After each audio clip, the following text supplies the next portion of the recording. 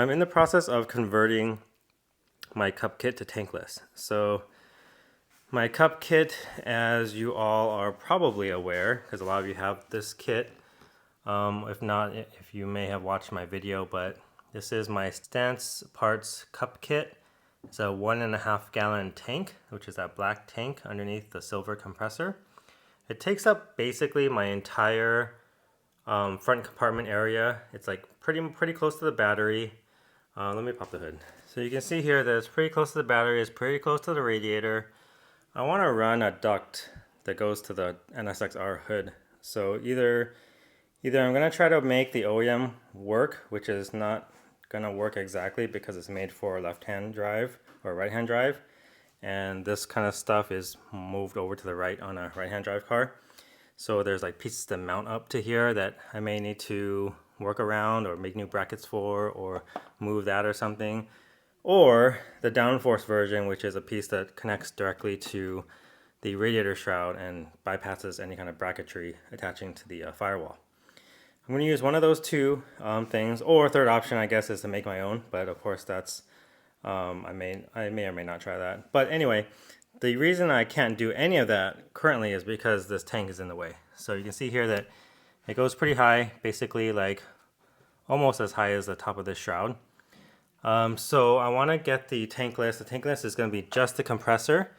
The compressor is a little bit bigger than that one. I'm going to mount it all the way down and hopefully have enough room for a air guide. So the downsides to that are that, you know, I'm not going to have a tank and it's not going to be as quick to raise the car. But I already have my cup kit set up to go kind of slow. So I'm hoping that this will not be too much different. I think it's going to be like 6 seconds or so to raise the car based on this tankless kit. And I think mine goes up in like maybe 4 or 5 seconds. So that's on like a slow setting. I think other people have theirs set to, you know, go up in like a couple seconds. But that comes with this, I have to make all new harnesses, or want to create all new harnesses because I want to get rid of a lot of the slop and leftover pieces or leftover wires. Currently, my setup has a button to actuate the cups and then a 3-way toggle switch to activate whether I want to have the compressor on, off, or activate the electronic drain of the compressor of the tank. Of course, there's no tank anymore, so I'm gonna not have use for the electronic drain. And then compressor on or off, I'm just going to hook up to the same button as my switch. That's the idea for now, at least. We'll see if that's how it works out. So I'm gonna basically have a way simplified harness. And I ordered all the wiring and spent like $150 on wiring, connectors. So Stanceparts provided this new 3-way valve that has different requirements. It's a little bit more robust, I believe. And so it requires different fuses, different grade fuses. So I had to order various inline fuses and a new fuse tap to match the gauge wire that I want to use. And so basically that's what I had ended up purchasing. I purchased a bunch of 12 gauge wire, purchased some new 16 gauge because I was running out, etc. So I had to purchase new sleeving for the wires, which you see here. I already did this guy right here. This is not how the Stanceworks tank comes. It comes with just a black and a red wire, one with a grounding ring and one for power, and I wanted to use this weatherproof connector so I can be able to take this out if needed and not have to mess around with my harness or de-pin things like that. So various things that I wanted to purchase to make it clean, especially this is my second time going through a harness. I've learned a lot of things from the first time and learned about what I want to do, how I want to create the wiring harness and how I want to simplify it and things like that. So I'm pretty excited to get this in and get this done and move on to getting my hood duct, making that a reality. All right, so previously the 3-way valve for the Stanceparts Cup Kit looked like this, and I mounted it to this bracket via these 3 holes that they had going right through the center of the body. And I mounted it to the chassis like this with this bracket. You can see here that this bracket cracked as I was trying to bend it. and it did bend fine. It didn't crack all the way through, so I ran it like this because this thing's pretty light, and it held up fine ever since I installed my Stanceparts Cup Kit. Stanceparts released a new three-way valve, this one right here. It's a lot heavier, probably at least double the weight, and the mounting points are awkward. They're on the bottom, so nothing straight through the middle. So I came up with this guy right here. It's going to mount in the same spot as the previous one, and this guy's going to go right on top like so and mount on the left side of the front, or the right side I guess of the car, but left side as you're looking at it right here.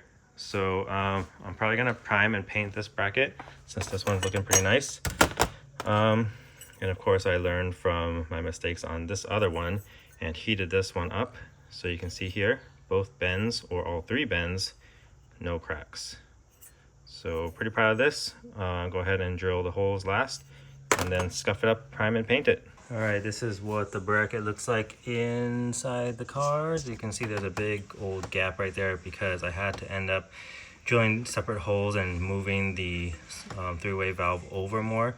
Ideally, it would be more against the frame rail, but then I would have to have the bracket come up and then kind of have to have like a T shape, like welded, and then in order to get it on there. So it's not ideal because it needs to have access to the bolts from the bottom. So like if it sits right over there, there's really no access to the bolts from the bottom. So anyway, this is the best I could get. I had to move it over. It was closer to this side because I forgot that the air valve, this thing that's on the other side, it's just barely clearing this guy right here. So you can't see it, but I had to move it over and that cleared it. So now we have a big old gap here. I'm probably not gonna, this is probably not gonna be the one I keep, so I probably won't be painting this.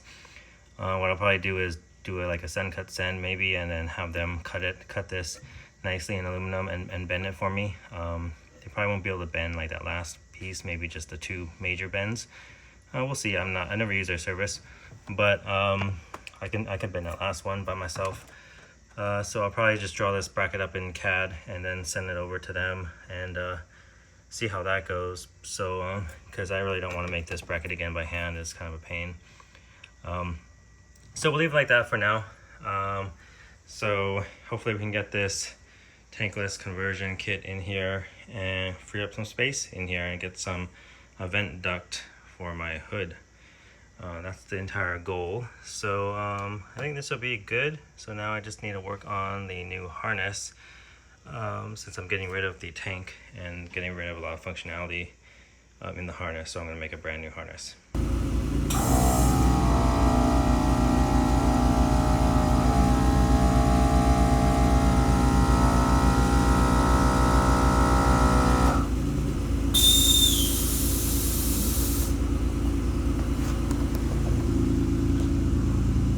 Good. There it is. This guy was a pain to, I don't know what I'm going to do about making the bracket mounting thing for this. This is temporary, this piece right here. But looks like there's lots of room for a duct. So that's good. Had to make that adapter plate because the compressor would not sit flat on all the ridges on the bottom plate. So I already had the plate drilled out for the old tank, so I just made an adapter for the new one and pushed this one as close to the battery as possible. That's basically as close as it's gonna get for a factory battery, but it goes up quick. I'm happy with it. All right, so the last view you guys saw was actually weeks and weeks ago. I've been testing out the setup and changing up a few things. So you notice that it looks a little bit different from the last few clips. I did get rid of that bracket, that temporary bracket that was bolted here and held this pressure switch and all this stuff right here. I went with this because it sets this piece guy back a little bit further. I wanted that bracket looked a little janky for me. Once I get my 3D printer up and running, I can probably create a bracket off of this one maybe and stick it right here. I'm not sure, or I might just leave it like this because when I make a duct, it's probably going to just cover up a lot of this area anyway. This is very temporary right here. You know, this wire coming off of the compressor loops around and it connects to here. So it loops around up here and it goes up to the relay.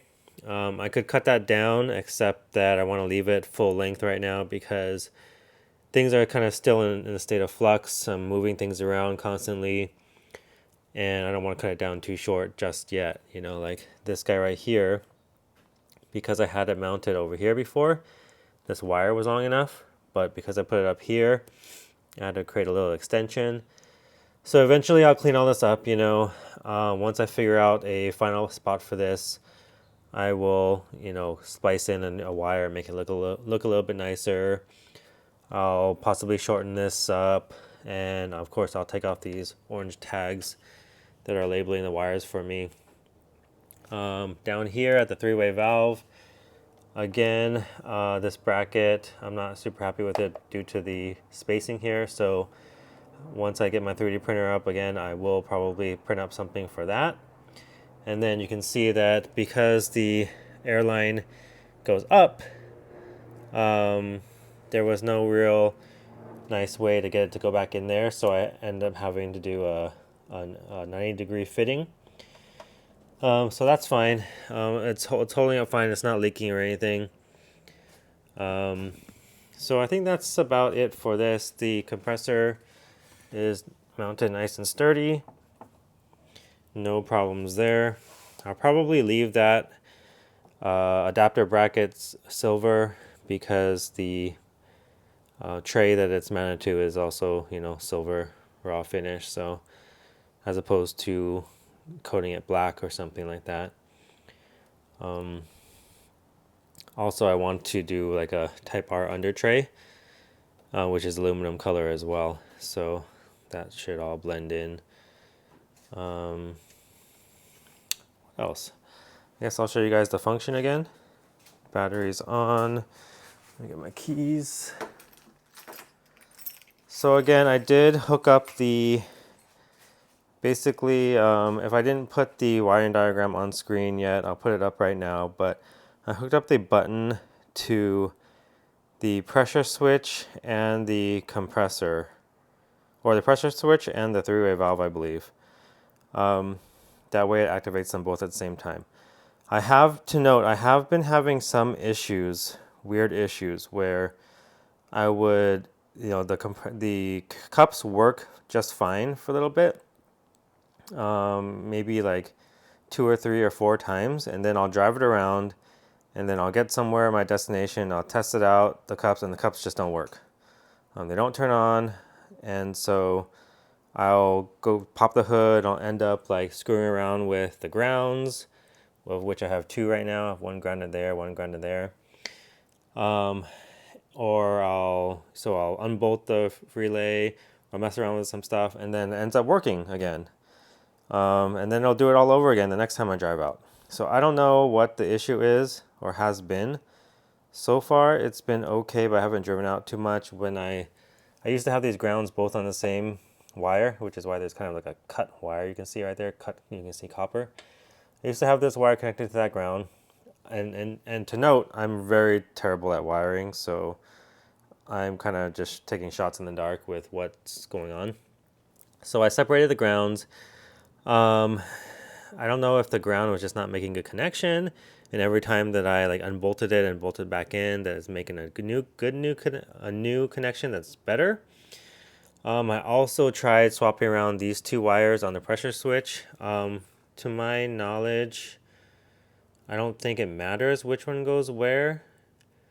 And I think that's the same for the three-way valve. I think it's just, but anyway, I switched them around, and maybe it's making a better connection on the pressure switch. I'm not sure. I'm gonna test it out some more, but that's just something to note. I'm not sure what's been going on with that.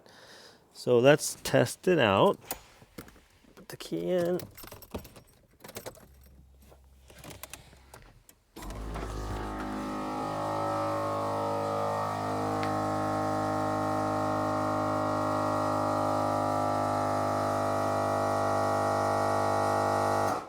So important to note, I did post earlier in the video that it takes 6 or so seconds to raise, and I calculated that based off of when I was editing the video. You cannot just go by the compressor noise. It already achieves full height well before the compressor shuts off. I think the compressor just keeps going to make sure that it achieves, full pressure, and of course it, pinches it off to keep it in the raised position. But anyway, just to note, just in case you all were wondering, like, hey, the compressor is going a lot longer than 6 seconds. Yeah, I mean, if you look at the actual movement of the car, it stops at 6 seconds. So anyway, so yeah, this button activates it, and this doesn't do anything anymore. This is just dead. I'm going to have to probably create a new one of these one day just to make it clean and get rid of this 3-way button. But very happy with it. Here's another look at it from the side. It's a lot lower. The compressor, it's gonna be hard. Let me see if I can get you guys down low in here. So the compressor now sits probably 1.5 inches or 2 inches below the height of the battery. And it sits pretty far back from the radiator. So I'm not sure if I can fit the OEM air guide in here. Downforce does make a replica of it too, so depending on which one is cheaper, I might go with that. Might try the OEM one, but the OEM one doesn't have the best coverage either. But the OEM one will save me a lot of time and effort too. It'll just cost money. So that's always a struggle with me. But the OEM one, I mentioned earlier, but I did some more research. I mentioned earlier how it's meant for right-hand drive, right? Well, you can see here that the left-hand drive engine bay, or front bay, sorry, cuts in towards the driver where the master cylinders are. It's the opposite way on right-hand drive, of course. So over here, so on the right-hand drive, it cuts in over here, basically. And where the mount mounts, there's a slightly longer mount on the part where it cuts in. And so basically there's like 2 mounts on it, and basically you're gonna have to use like a little bracket, I think, to mount it like around this area on left-hand drive. And I'll have to relocate this, and most people relocate it to like right here, this area right here. I'll have to look into more how they do that and what bracketry they're using and things like that. But that sounds like a kind of a pain too. So either way, I'm gonna have to do some custom work. But we'll see. I'm not sure what if the downforce version that they sell, meaning, sorry, the downforce sells 2 versions. If they sell an exact OEM copy, and they sell one that just bolts into the radiator through like a bolt on here and does not connect anywhere else in the engine bay. It just connects to the radiator shroud. I'm talking about their OEM one. If the downforce OEM version comes with all the brackets and everything and comes with a bracket to relocate this, then I'll probably end up going that route. But it doesn't have super high coverage. You do also have to cut it out, make a cut into it for the bracket, or what do you call that? The protective brace that goes around the ABS. But I took that off because it's not necessary. That brace is was primarily for so you don't bump your spare tire into the ABS lines. But I don't have that, so I took it off for, to add more room into the engine bay. So we'll see. I might try that, but then again, I do want more coverage. The OEM one doesn't go like super wide and super tight fitting to everything. If I do a custom fit one, I can get it tight fitting against everything and try to collect as much of the hot air as I can from the radiator, and also maybe cover more junk. But it'll be a lot of work to do too, so I'm not certain that I'm going to do that. But that'll be in one of the next videos. So for now, the Tankless Cup Kit is in and functioning, and yeah, I just gotta finalize a few things once I get my 3D printer up and running. But I think that's it. So I'll put up an update whenever I do that in the future, but that should be it for this video. So thanks for watching, and we will see you in the next one.